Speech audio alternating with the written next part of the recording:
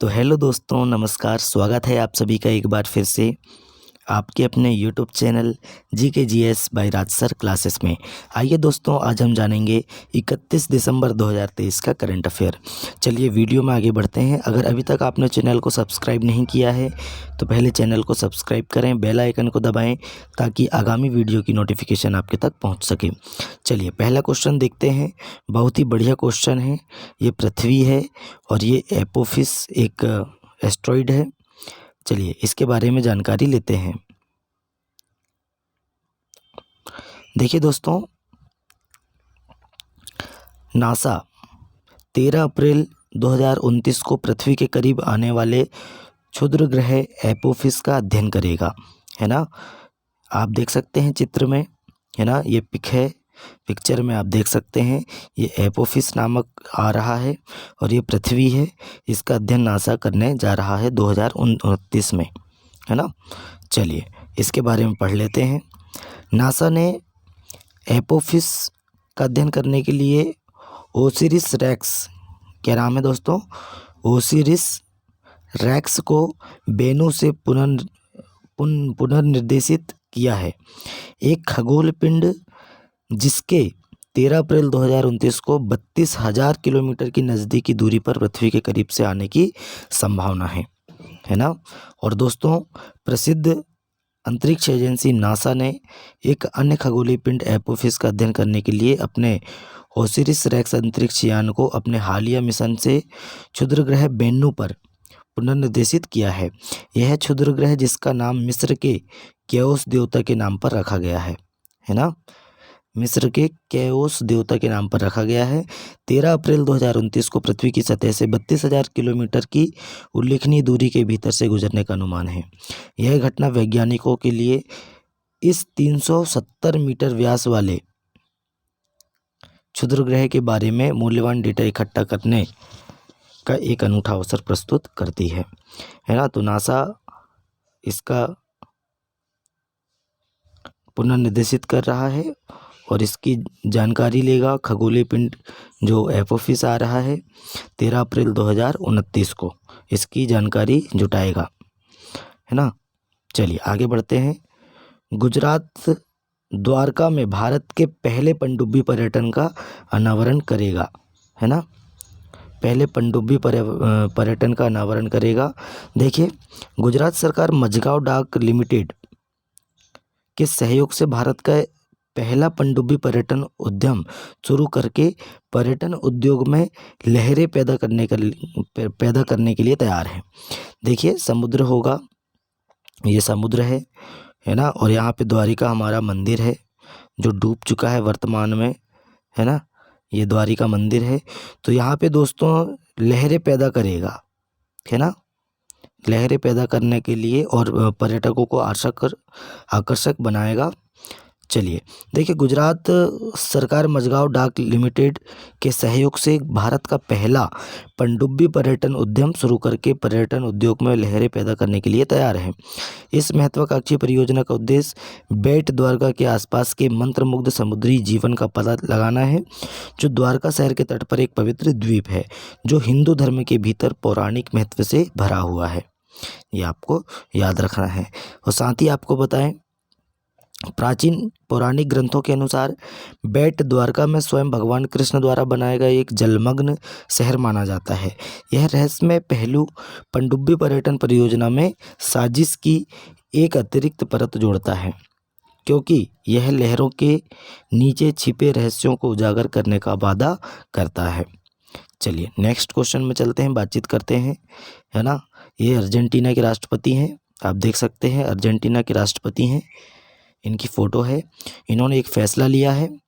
देखिए, अर्जेंटीना के राष्ट्रपति जेवियर माइली कौन है दोस्तों, वर्तमान राष्ट्रपति जेवियर माइली अर्जेंटीना के राष्ट्रपति हैं जेवियर माइली।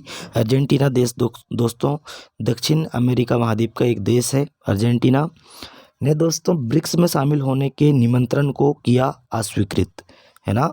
इनको निमंत्रण भेजा गया था ब्रिक्स में शामिल होने के लिए, तो दोस्तों इन्होंने अस्वीकार कर दिया। देखिए, राष्ट्रपति जेवियर माइली ने ब्रिक्स में अर्जेंटीना की सदस्यता को इस समय अनुचित बताते हुए औपचारिक रूप से अस्वीकार कर दिया है। ब्रिक्स नेताओं को लिखे पत्रों में उन्होंने अलग होने पर बल दिया है ना। और साथ ही बताएं हम तो दोस्तों, अर्जेंटीना के राष्ट्रपति जेवियर माइली के ने प्रमुख उभरती अर्थव्यवस्थाओं के समूह ब्रिक्स में कौन कौन है, ब्राज़ील, रूस, भारत, चीन, दक्षिण अफ्रीका में शामिल होने के निमंत्रण को आधिकारिक तौर पर अस्वीकार कर दिया है। और ब्रिक्स नेताओं को भेजे गए पत्रों के माध्यम से अस्वीकृति से अवगत कराया गया, जिससे अर्जेंटीना के ब्लॉक से दूर रहने के फैसले को मजबूती मिली। पारंपरिक राजनीतिक दलों पर महत्वपूर्ण चुनावी जीत के बाद हाल ही में पद संभालने वाले उदारवादी बाहरी व्यक्ति ने अपने अभियान के दौरान अर्जेंटीना को ब्रिक्स के साथ नहीं जोड़ने का वादा किया था। चलिए नेक्स्ट क्वेश्चन में चलते हैं, बातचीत करते हैं। ये आप फोटो देख सकते हैं, है ना। केरल के मुख्यमंत्री जी हैं इसमें, पिनरई विजयन। चलिए, पारदर्शी पीएसयू भर्ती के लिए, है ना, पारदर्शी पीएसयू भर्ती के लिए केरल के मुख्यमंत्री ने किया बोर्ड का अनावरण। देखिए, पिनरई विजयन ने हाल ही में केरल सार्वजनिक उद्यम चयन और भर्ती बोर्ड का उद्घाटन किया, जिसका उद्देश्य सार्वजनिक क्षेत्र की इकाइयों की भर्ती प्रक्रिया में पारदर्शिता, दक्षता बढ़ाना है ना। चलिए नेक्स्ट क्वेश्चन में देखते हैं, आगे देखते हैं इसी क्वेश्चन में। देखिए, केरल के मुख्यमंत्री कौन है, पिनरई विजयन है।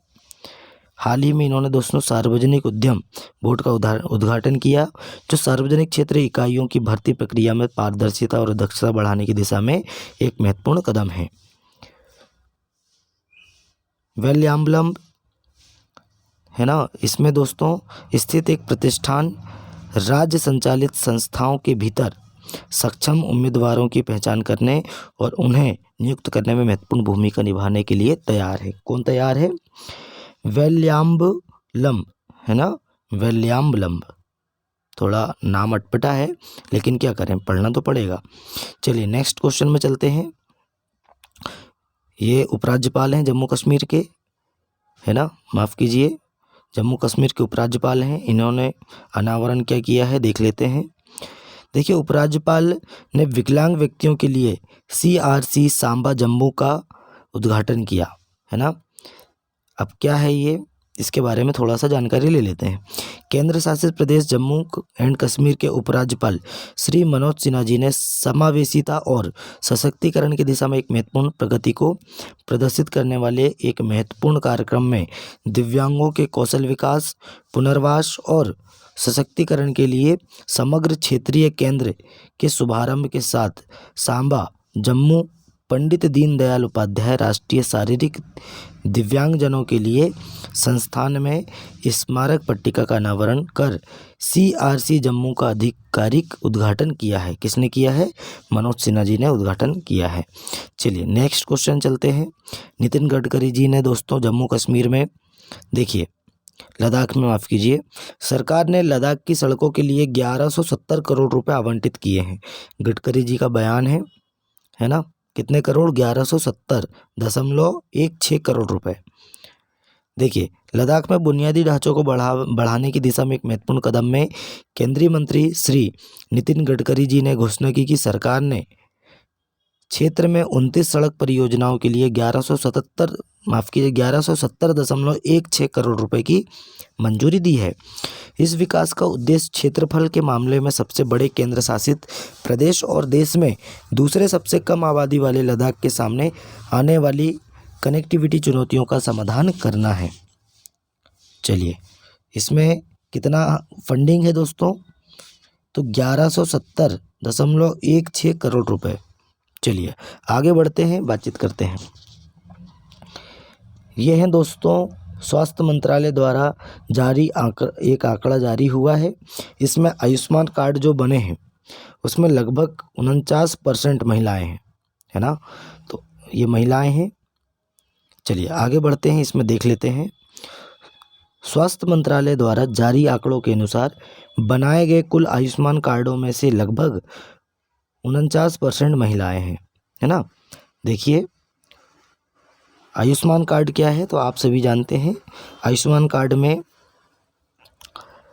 जो महिला या पुरुष होते हैं, परिवार के सदस्य होते हैं, उनको 5 लाख तक की छूट दी जाती है इसमें इलाज में, है ना। आप फ्री इलाज करवा सकते हैं, जिसका भुगतान कौन करेगी? गवर्नमेंट करेगी, है ना। तो ये आयुष्मान कार्ड है, आप सभी जानते हैं। स्वास्थ्य मंत्रालय के आंकड़ों से पता चलता है कि ABPM-JAY की सफलता में महिलाएं महत्वपूर्ण भूमिका निभाती हैं। लगभग 49% आयुष्मान कार्ड बनाए गए हैं, है ना।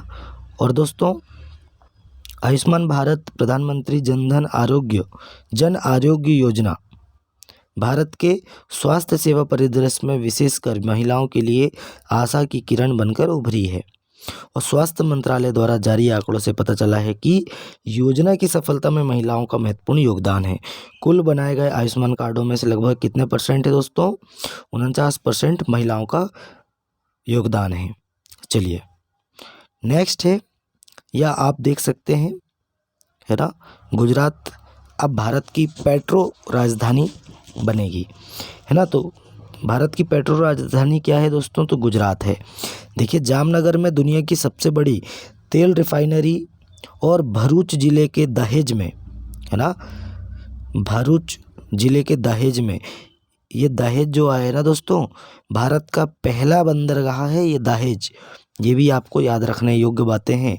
दहेज क्या है? भारत का पहला बंदरगाह है, प्राचीनतम बंदरगाह है ना। तो दोस्तों, दहेज में OPL पेट्रोकेमिकल परिसर के साथ गुजरात अब भारत की पेट्रो राजधानी के रूप में पहचाना जाता है। तो गुजरात अब भारत की पेट्रो राजधानी है, ये आपको याद रखना है। अधिकारियों ने यह बात कही, उन्होंने कहा कि Reliance industries limited Jamnagar refinery 14 lakh barrel प्रतिदिन कच्चे तेल की प्रसंस्करण क्षमता के साथ दुनिया की सबसे बड़ी तथा सबसे जटिल सिंगल साइट रिफाइनरी है। ये भी आपको याद रखना है। चलिए नेक्स्ट क्वेश्चन में चलते हैं। ये हैं हमारे उपराष्ट्रपति श्री जगदीप धनखड़ जी हैं। और दोस्तों, साथ ही साथ बताएं, उपराष्ट्रपति जगदीप धनखड़ जी को पांडिचेरी विश्वविद्यालय के पदेन चांसलर के रूप में नियुक्त किया गया है ना। इसमें थोड़ा सा डिटेल पढ़ लेते हैं। भारत के उपराष्ट्रपति जगदीप धनखड़ जी को पांडिचेरी विश्वविद्यालय का पदेन चांसलर नियुक्त किया गया है। यह नियुक्ति दोस्तों पांडिचेरी विश्वविद्यालय अधिनियम 1985 कानून 1 के 1 में संशोधन के परिणाम स्वरूप हुई है। और विश्वविद्यालय के प्रभारी रजिस्ट्रार रजनीश भूटानी, देखिए पांडिचेरी विश्वविद्यालय के प्रभारी रजिस्ट्रार कौन है? तो रजनीश भूटानी जी हैं। के आधिकारिक संचार में बताया गया है कि यह परिवर्तन 5 दिसंबर से प्रभावी है। चलिए आगे बढ़ते हैं। माफ़ कीजिए, आज का हमारा करंट अफेयर यहीं समाप्त होता है। ये लास्ट क्वेश्चन था हमारा। तो दोस्तों, वीडियो कैसा लगा कमेंट करके बताएं। अपने दोस्तों में ज़्यादा से ज़्यादा वीडियो को शेयर करें, लाइक करें और चैनल को सब्सक्राइब करें। चलिए मिलते हैं नेक्स्ट वीडियो में, तब तक के लिए जय हिंद, जय भारत।